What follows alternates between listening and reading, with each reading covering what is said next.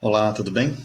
Então estamos aqui para mais um ISR Vídeo e nessa semana nós vamos ver um pouco sobre o que está por trás de uma análise de agrupamento. Então já coloquei até um título meio provocativo aqui nesse vídeo, porque a ideia de uma análise de agrupamento é ela procurar descontinuidades nos conjuntos de dados multivariados.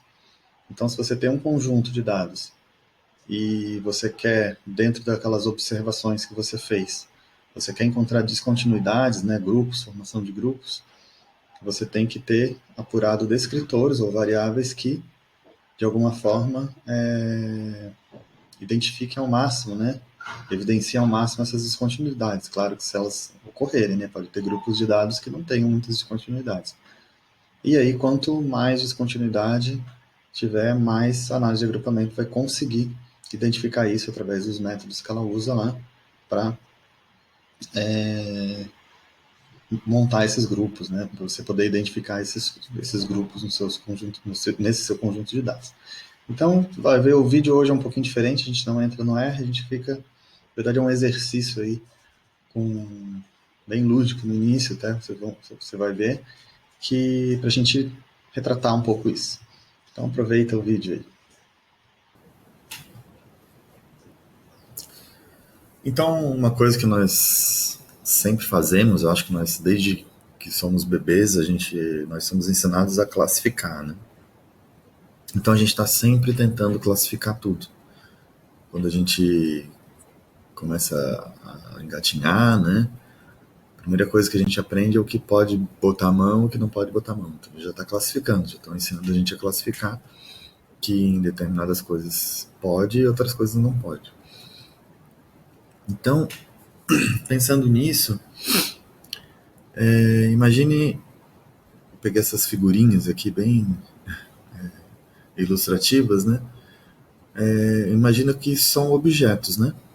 E eu tenho esses objetos todos aqui, cada um tem algumas características, e eu quero classificar eles, né? De acordo com essas características que cada um tem. Então, qual que seria, se parar agora, você está assistindo aqui esse vídeo, né? O que eu poderia classificar, né? Como que eu poderia classificar pensando em formar grupos, né? Desses objetos aqui. Eu tenho aqui animais, figuras de animais. Eu tenho figuras de ferramentas, que tem um martelo, uma chave de fenda, um rolo de pintor. Eu tenho alguns utensílios de cozinha, panela, tem talheres, né? E tem algumas folhas, né? Plantas, né? Então aqui eu já consigo pensar em algumas classificações assim que eu poderia fazer. Mas se a gente pensar bem, começando antes disso, né, a gente poderia dividir esses objetos em dois grandes grupos, de seres vivos e de objetos inanimados, né? Primeiro de objetos inanimados, objetos. Então aqui eu já tenho uma primeira classificação, separei em dois conjuntos, né? Agora se eu pensar aqui então dentro de cada conjunto desse, eu posso ainda continuar classificando, né? Então como a gente viu ali, nós temos aqui animais, nós temos plantas, aqui nós temos ferramentas, nós temos utensílios de cozinha. Então eu poderia fazer uma segunda classificação dentro desse grupo. Animais versus plantas nos seres vivos e ferramentas versus utensílios de cozinha. Classifiquei dentro da classificação de seres vivos e objetos inanimados. Se eu olhar, posso classificar mais um pouco aqui, né? Aqui, quando eu dou essa aula, né? Alguns alunos falam assim, tem mamíferos. Mas aí eu não gosto de deixar o pinguim sozinho, né? Então, eu poderia pensar aqui, por exemplo, em animais domésticos, em animais não domésticos, selvagens, né? Aqui eu tenho folhas simples, folhas compostas, né? Aqui eu vou ter ferramentas que são de pintura e outras ferramentas. Aqui eu tenho panelas e outros utensílios, talvez utensílios cortantes, né? Talheres. Então eu faço uma nova classificação dos animais selvagens, os animais domésticos, as folhas simples, as folhas compostas, as ferramentas diversas aqui, as ferramentas que são para pintura, as panelas e os outros utensílios de cozinha. Então eu posso cada vez ir criando mais grupos, né? Se eu tivesse mais objetos aqui, talvez eu poderia ter mais animais selvagens, aí eu teria felinos e aves, eu poderia ter aquáticos e terrestres, e assim você vai classificando cada vez mais, né? Ok, então a gente fez assim bem lúdico, assim, né? Criou essas classificações e os grupos. Então quando a gente vai pensar para a gente poder analisar esse tipo de dados, né? Então a gente vai organizar isso, a gente tem lá aqueles objetos todos, vão organizar esses dados. Então se eu tenho esses objetos, eu tenho que pensar em descritores, né? Que vão me ajudar a classificar esses objetos. Nós fomos falando ali, seres vivos, objetos inanimados, animais, plantas, né? Então vamos criar uma planilha com os descritores, que são as variáveis que descrevem, né, esses objetos aqui. Então, se eu começar a primeira, eu crio aqui o descritor vivo. E aí eu vou fazer o que a gente chama de variável, nesse caso aqui, né, eu estou criando variáveis dummy, né? Então eu crio uma coluna, vivo, e todo mundo que é vivo, eu atribuo o valor 1. Quem não é vivo, eu atribuo valor 0. Então eu pego e faço essa coluna da variável vivo para todo mundo aqui. Todo mundo que são as plantas, os animais 1, os utensílios, os objetos não animais, né, utensílios e ferramentas 0. E para contrapor, eu tenho que ter a coluna do inanimado, que ela vai ser o oposto. 1 para as ferramentas e utensílios domésticos e 0 para os animais e plantas.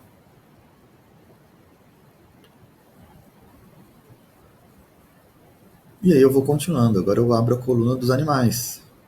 Então eu tenho aqui todos que são animais vão ser 1 e todos os que não são animais vão ser 0. O mesmo para as plantas. Todas as plantas 1, todos os que não são plantas 0. As ferramentas. Todas as ferramentas 1, quem não é ferramenta 0. E os utensílios de cozinha 1 e quem não é utensílio 0. Então vocês vejam que eu tô abrindo aqueles conjuntos lá, né? Que a gente foi fazendo ali mais lúdico, assim. Tô criando variáveis, descritores. Os animais selvagens, os animais domésticos, a folha composta, a folha simples.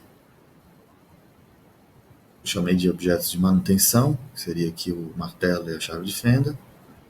Ferramentas de manutenção, né? Os de pintura, que é o rolo e a brocha. E para fechar aqui os utensílios de cozimento, que são as panelas, e os que eu chamei de corte, que são os talheres e o cutelo. Então criei a minha planilha aqui de descritores, né? Dos descritores desses objetos. Agora nesses descritores eu posso verificar quem é mais semelhante, né? Quem que é mais semelhante a quem, né? Para eu poder pensar em formar grupos, né? Eu tenho que juntar quem são os mais semelhantes. Então eu posso aplicar uma medida de associação entre os objetos. Como eu tenho uma planilha de presença e ausência, vamos dizer assim, né, de 0 e 1, eu vou usar um índice de Jacquard, um índice conhecido aí para dados binários, né, de 0 e 1.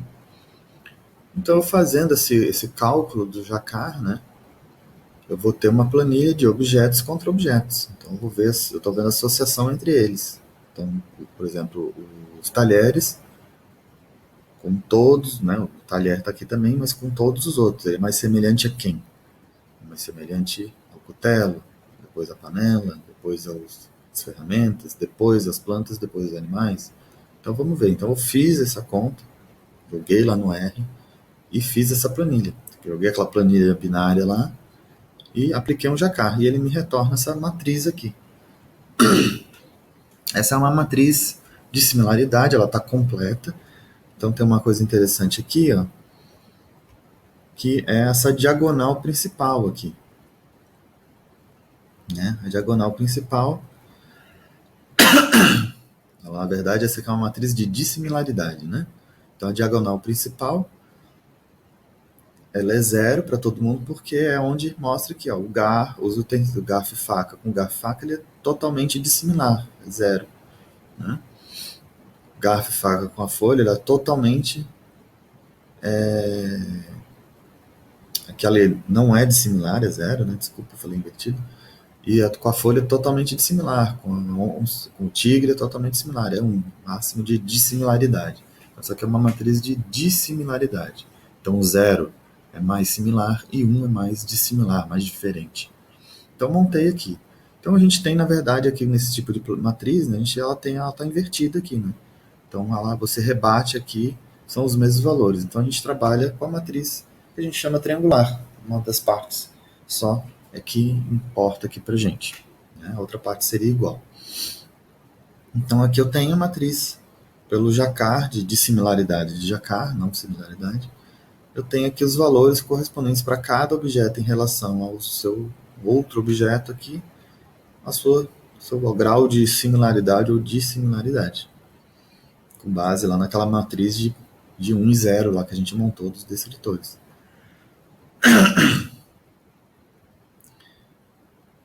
E eu posso representar isso através de uma análise de agrupamento. Vou aplicar uma medida de similaridade, uma medida de método de ligação sobre aquela matriz, e ele vai me montar os grupos. Então eu tenho aqui, isso aqui eu montei também, né? Então tem aqui ó, o grupão dos animais, o grupão das plantas, o grupão das ferramentas e o grupão dos utensílios de cozinha. Né? E à medida que eu vou vendo aqueles grupinhos e vou chegando no grupão final, juntando todo mundo. Então aqui eu tinha lá talheres, né, os de corte, os de cozimento. Aí eles formam o utensílio de cozinha. De pintura com de manutenção, formam as ferramentas, que juntas formam os objetos inanimados. Aqui eu tenho as folhas compostas, folhas simples, juntos formam o conjunto das plantas. Os animais selvagens e os domésticos juntos formam os animais, que juntos formam os seres vivos ali, no caso. Então, eu usei esse exemplo aqui, bem lúdico até, e com objetos com características bem diferentes para chamar a atenção que a ideia atrás de uma análise de agrupamento é justamente essa, é procurar por descontinuidades, até eu botei como título do vídeo, né? Então, procurar por descontinuidades. Então, essa é a ideia. A gente tem um conjunto de dados que nós queremos procurar por descontinuidades nesse conjunto de dados multivariados. Então, a gente pode usar a análise de agrupamento. Então, a ideia de procurar por descontinuidades é reconhecer subgrupos descontínuos em um ambiente discreto. Né? A gente fala muito aqui de ecologia, né? Mas você pode pensar para várias outras áreas, né? Lá na ecologia a gente procura ali na taxonomia, similaridade, distância morfológica ou genética, ou também num ambiente contínuo, num gradiente de altitude, comunidades ecológicas, e a gente está procurando reconhecer esses subgrupos ali dentro, né, que estão associados por alguma característica, né, de cada subgrupo desse. Então, quem trabalha, por exemplo, com economia, com aspectos macroeconômicos, pode ter lá diferentes conjuntos que pode encontrar de acordo com renda per capita ou renda da região. Estou chutando aqui, mas assim, é uma tipo de pensamento que você pode aplicar a diferentes áreas do conhecimento.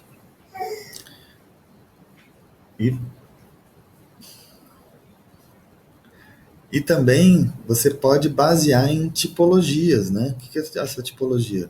Você vai pressupor uma conceituação prévia baseada em alguma teoria ou outra tipologia estabelecida com base em dados independentes. Então você já tem lá algo que já criou uma classificação de alguma forma e você pode procurar encontrar essas descontinuidades. Ou, que é o nosso caso aqui também, com base nessas similaridades ou dissimilaridades entre objetos ou descritores. A gente poderia ter descritores lá que a gente poderia também querer procurar por essas descontinuidades. Agora, algumas limitações do método. Existe uma dificuldade de agrupar, né, por similaridades, que vai aumentar exponencialmente com o número de objetos que vão ser classificados, ou com o número de dimensões, que são os descritores, né? Então, que estão sendo estudados. Então, à medida que você vai tendo uma matriz muito complexa em número de objetos, ou número de descritores, ou até os dois, você começa a ter uma dificuldade de conseguir formar esses grupos, né? E encontrar similaridades que realmente apontem para essas descontinuidades, né? E é importante ter um conhecimento prévio, né, e fundamentação teórica para se realizar uma boa escolha dessas variáveis dos escritores, né? Eu acho que é um ponto bem importante quando você vai montar lá a planilha, né? E para justamente você poder realmente ter descritores que apontem para essas descontinuidades que o conjunto de dados apresenta, se ele apresentar, né? E uma outra limitação ele é a análise de agrupamento, esse é um método exploratório, né? Ele não é considerado um método estatístico porque ele não testa hipóteses, né, a priori. Então você não tem ali uma significância, né, um método que faz um teste estatístico. Mas ele funciona muito bem como um método exploratório. Então ele te ajuda muito assim para entender realmente, achar essas descontinuidades no conjunto de dados. Só que o outro problema também é que o resultado ele vai depender muito da medida de associação que você escolheu. E também se você usou, a gente não teve aqui, porque eram dados de presencial dicotômicos, né, binários, a gente não teve aqui que transformar os dados, né? Se você por acaso achar que tem que transformar os dados das suas variáveis lá, essa transformação também pode influenciar. Então é um método que vai dependendo muito do que você vai fazendo ali no meio do caminho.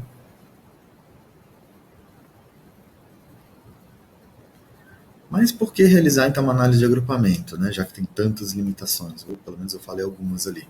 Porque ela é uma simplificação, né? Ela consegue simplificar a estrutura e não sacrifica informações importantes. E a interpretação ela torna mais fácil, né? Você conseguir, a gente fez lá a matriz de similaridade, meio difícil de a gente ficar olhando, mas com um agrupamento você consegue visualizar bem fácil, vamos dizer assim, né? Claro que tem casos mais complexos, como eu falei, você tem muitos objetos, muitos descritores, às vezes até o próprio agrupamento fica difícil, né? Tem um efeito cascata que às vezes acontece que dificulta bastante a visualização. Então, você pode criar grupos similares de objetos, que a gente chama de modo Q, ou de variáveis, né, ou dos descritores, que é o modo R. E aí você vai, né, separar, vai reunir, vai agrupar, né, esses objetos ou essas variáveis.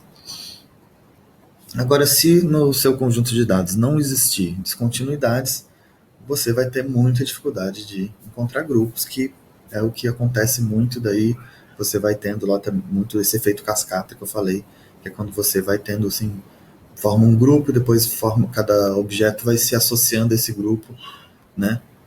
Sem formar esses grupos, assim, é como se esse aqui saísse daqui, esse depois daqui, então ele vai formando uma cascata de grupinhos, assim, que não acabam não te dizendo muita coisa, ok? Espero que você tenha gostado desse vídeo, que ele seja útil para você entender um pouco mais o que está por trás aí de uma análise de agrupamento, até para quando você for pensar na coleta de dados, né, poder identificar os descritores que melhor vão evidenciar essas descontinuidades nas suas observações. Então, se você gostou, curte o vídeo, aproveita, se inscreve no canal se não está inscrito, está passando aqui por acaso. Toda segunda-feira a gente publica novos vídeos, às 20 horas, então eu subo o vídeo, então se você já tiver inscrito ou inscrito no canal, vai receber notificações, se clicar no sininho também. E de vez em quando eu entro com outros conteúdos também, então é legal você estar inscrito aí, inscrito para receber as notificações aí, saber tudo que está acontecendo aqui no canal do ISIE. E compartilha, né? Você tem às vezes um colega, uma amiga, um amigo aí que pode estar precisando desse conteúdo, compartilha para eles conhecerem o conteúdo e também conhecer o canal, se inscreverem aí para estar por dentro de tudo que a gente está divulgando de conteúdo gratuito aqui no canal Easier, tá bom? Então, uma boa semana, um abraço e até a semana que vem.